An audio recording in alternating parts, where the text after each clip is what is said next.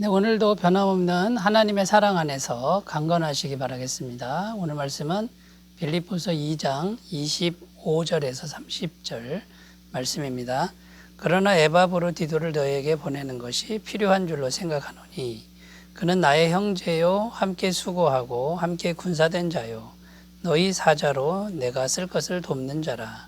그가 너희 무리를 간절히 사모하고 자기가 병든 것을 너희가 들은 줄을 알고 심히 근심한지라.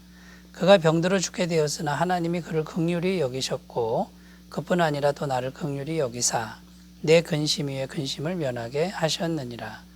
그러므로 내가 더욱 급히 그를 보낸 것은 너희로 그를 다시 보고 기뻐하게 하며 내 근심도 덜려 함이니라. 이러므로 너희가 주 안에서 모든 기쁨으로 그를 영접하고 또 이와 같은 자들을 존귀히 여기라. 그가 그리스도의 일을 위하여 죽기에 이르러도 자기 목숨을 돌보지 아니한 것은 나를 섬기는 너희의 일에 부족함을 채우려 함이니라. 아멘. 어제 말씀은 바울이 빌립보 교회에 디모데를 보낼 계획을 말씀하는 그런 내용이었습니다. 그런데 오늘은 에바브로디도를 보낼 계획을 말씀하고 있습니다. 그러니까 실제로는 디모데와 에바브로디도가 함께 로마에서 빌립보 교회로 보내진 것이죠. 자, 그럼 에바브로디도는 누구입니까? 에바브로디도는 빌립보에서 파송한 사람인데 빌립보 교회에서 모금한 선교 헌금을 지금 로마 감옥에 갇혀 있는 바울에게 전달한 사람이라는 것입니다. 그런데 로마 감옥에 있는 바울에게 이 에바브로디도가 와서는 죽을 병이 들었다는 겁니다. 그래서 많이 걱정을 하고 빌립보 교회는 빌립보 교회대로 걱정하고 바울은 바울대로 근심하고 그랬다고 오늘 성경 말씀에 증언하고 있습니다. 그런데 하나님께서 에바브로디도를 기적적으로 살려주셨다라고 증언합니다. 그래서 바울은 속히 에바브로디도를 빌립보 교회에 보낼 계획을 세우는 겁니다. 빨리 보내야 빌립보 교회 사람들이 더 이상 근심하지 않게 되는 것이기 때문인 것이죠. 자, 이런 내용이 27절, 28절에 잘 기록되어 있는데 다시 한번 읽어보겠습니다. 그가 병들어 죽게 되었으나 하나님이 그를 긍휼히 여기셨고 그뿐 아니라 또 나를 긍휼히 여기사 내 근심 위에 근심을 면하게 하셨느니라. 그러므로 내가 더욱 급히 그를 보낸 것은 너희로 그를 다시 보고 기뻐하게 하며 내 근심도 덜려 함이니라. 자, 이런 내용이 잘 요약되어 있죠. 그러면서 바울은 에바브로디도를 칭찬합니다. 굉장히 훌륭한 사람이다 칭찬하면서 29절 말씀 하반절에 보면 이와 같은 자들을 존귀히 여기라. 자, 이렇게 권면의 말씀을 주고 있다라는 것이죠. 자, 이와 같은 자들을 존귀히 여기라. 에바브로디도를 향한 말인데요. 자, 교회 안에서 존귀히 여길 수 있는 사람이 바로 에바브로디도 같은 사람이다 라는 의미입니다.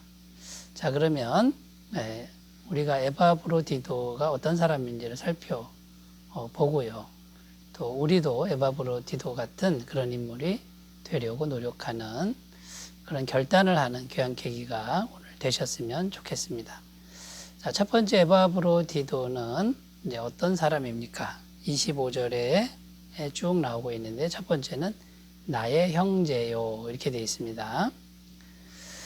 바울의 형제다 이런 의미인데요. 형제라는 의미는 가족이라는 의미입니다. 이건 혈연에 의한 가족이 아니고 믿음에 의한 가족을 의미하는 것이죠. 하나님 안에서 한 가족이 되었다 이런 의미가 되는 겁니다. 여러분, 우리는 어떻게 하나님 안에서 한 가족이 됩니까? 그리스도의 피로 죄 사함을 받은 것을 우리가 믿기만 하면 하나님의 자녀가 된다라고 성경은 증언합니다. 요한복음 1장 12절 말씀, 영접하는 자 곧 그 이름을 믿는 자들에게는 하나님의 자녀가 되는 권세를 주셨으니. 자, 우리가 예수님을 마음에 영접하지요. 그 예수님은 십자가에서 피를 흘리심으로 완벽한 죄사함을 주셨습니다. 그분을 믿기만 하면 우리는 다 같이 누구든지 하나님의 자녀가 된다라는 것이고요. 우리는 한 가족이 된다라는 것입니다. 자, 이것이 일단 마음으로 영접하는 게 중요하고, 두 번째는 이제 그 믿음대로 사는 게 중요하죠. 자, 한 번 구원받았다고 다 끝난 게 아니라 이제는 믿음을 가지고 매일 이제 살아가는 이제 문제가 필요하다라는 겁니다. 그다음 세 번째는, 자, 바울이 나의 형제다 이렇게 표현하고 있는데 여기 나의라는 이 수식어가 들어가 있습니다. 예수 믿고 구원받은 사람들은 지구상에 상당히 많습니다.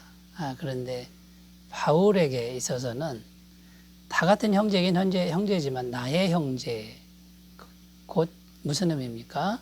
지금 나와 실제적으로 연결되어 있는, 관계된 그런 사람이다라는 의미가 있는 것이죠. 그러니까 바울을 직접 도와준 사람, 그 사람을 나의 형제라고 하는 것이죠. 자, 그러므로 여러분, 에바브로디도가 보여주는 그 첫 번째 모습은 나의 형제, 이런 모습입니다. 그러니까 우리가 하나님의 한 가족이고 형제죠. 그리고 믿음대로 사는 것, 거기서 머물지 않고 실제적으로 주님의 일을 하는 사람들에게 다가가서 실제적 도움을 주는 그런 인물이었다라는 겁니다. 우리들도 이런 형제, 한 가족이 되는 그런 삶으로 나가셨으면 좋겠습니다. 자, 두 번째입니다. 에바브로디도는 어떤 사람인가? 함께 수고하고 함께 수고한 사람이다 라고 지금 말하고 있는 겁니다. 이 함께 수고하고의 헬라어는 시네르곤이라는 단어입니다. 그러니까 동역자라는 뜻이죠. 그러니까 같이 무슨 하나님의 사역을 한 겁니다. 하나님의 사역은 복음 전도 사역인 것이죠. 그러니까 이 에바브로디도는 바울의 형편을 돕는 것도 돕는 것이지만 정말 중요한 것은 복음 전도 사역을 함께 했다라는 겁니다. 복음 전파자의 삶을 사는 사람이라는 거죠. 여러분, 우리가 주의 일을 하는 사람을 도와야 됩니다. 이것도 정말 귀한 일입니다. 그러나 본질적으로 우리는 주님의 증인 되어야 한다라고 성경은 말하고 있는 겁니다. 그러니까 우리는 어디를 가든지 누굴 만나든지 예수님을 증거하는 그런 사람들이라는 것이죠. 근데 에바브로디도가 바로 이런 복음 전파 사역을 늘 감당하는 그런 사람이었다라는 겁니다.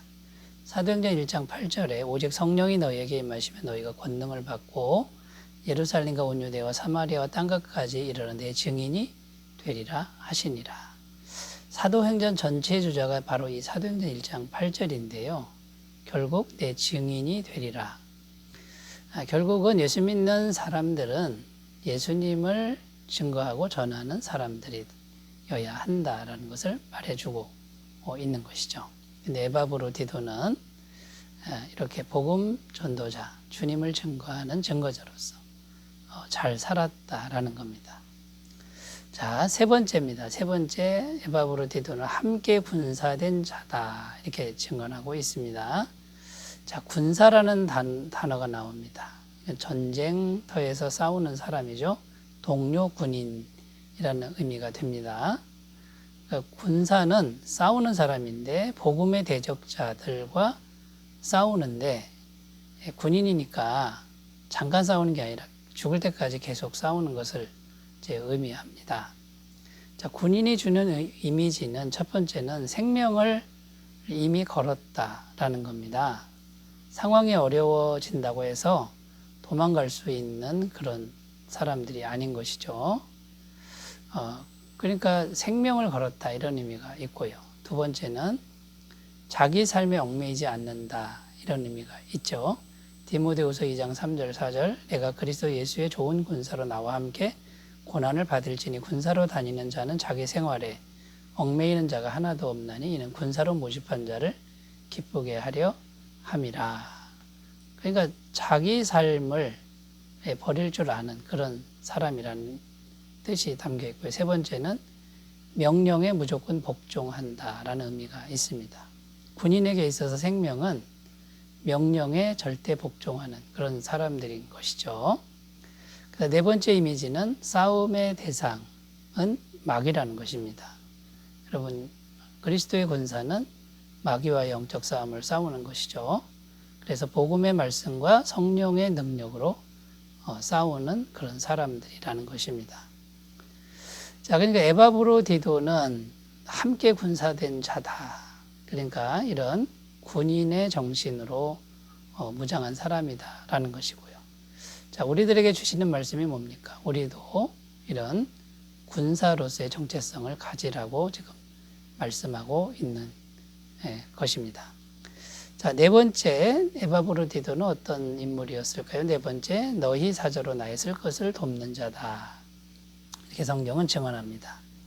자, 너희 사자로 나의 쓸 것을 돕는 자라는 의미는 그 빌립보 교회의 헌금을 로마에 있는 바울에게 전달해 주었다. 바울의 필요를 돕는다. 이런 의미로 이제 말씀하고 있는 거죠. 돕는 자는 섬기는 자라는 의미가 있습니다. 첫째는 교회를 섬기는 자다. 이런 의미고요. 둘째는 복음 전도자, 바울을 돕는 자라는 의미가 있는 것입니다. 그런데 여러분, 섬기기 위해서 그 에바브로디도는 자신의 전부를 걸고 있는 겁니다. 지금 에바브로디도가 바울에게 로마로 가는 길은 생명을 거는 그런 행위였습니다. 언제 죽을지 이제 모르는 거고요. 바울을 도왔다가 바울이 사형 선고를 받으면 어떻게 됩니까? 같이 죽을 수도 있는 위험한 상황이었다라는 것이죠. 그러니까 이 에바브로디도는 섬기는 자인데 목숨을 다해서 주님을 섬기는 사람이었다. 이제 이런 의미가 되는 것입니다. 여러분, 이 에바브로디도 이 인물이 얼마나 참 대단한 인물입니까? 좋은 인물이죠. 근데 신약 성경에 보면은 에바브로디도는 그렇게 두드러지게 나오지는 않습니다. 그러나 정말 귀한 사람인 것을 성경은 이제 증언하고 있고요. 우리들도 이런 에바브로디도처럼 그런 삶을 살아갈 것을 주님은 오늘 우리에게 말씀해 주고 있다라는 것입니다.